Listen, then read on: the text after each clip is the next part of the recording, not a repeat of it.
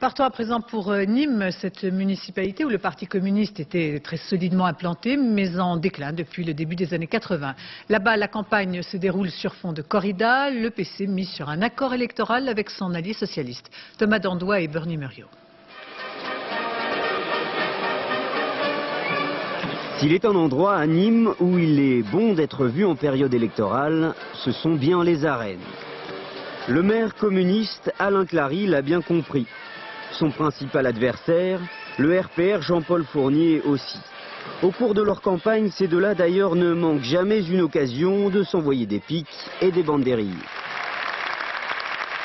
Alors on essaie de jouer notre rôle, sachant que c'est une compétition électorale, ce n'est pas la guerre civile et ce n'est pas la mise à mort. Pour tenter de reprendre la municipalité, la droite fait de la nostalgie son arme principale. Elle regrette l'époque Jean Bousquet, ses ambitions, ses grands travaux et ses constructions, comme ici avec le Carré d'Art. Cette ville est anesthésiée. Depuis 6 ans, il ne se passe rien. Nîmes est une ville sans projet, sans ambition. Depuis 6 ans, l'équipe communiste et socialiste a fait du clientélisme. En guise de contre-attaque, le maire lui sort les chiffres. À son arrivée, c'est une ville totalement surendettée qu'il a trouvée. Et il répond avec mordant. Aujourd'hui, lance Alain Clary et son premier adjoint PS.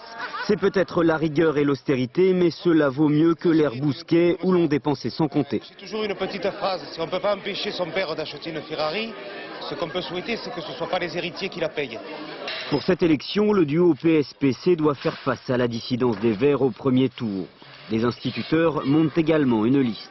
L'extrême droite en présente 2. Le RPR, l'UDF et DL veulent jouer l'unité malgré une autre liste d'hiver droit. Un front commun pour éviter les erreurs du passé, car ici, dans les arènes ou ailleurs, chacun le reconnaît. En 1995, la droite, par son extrême division, s'était elle-même porté le coup de grâce.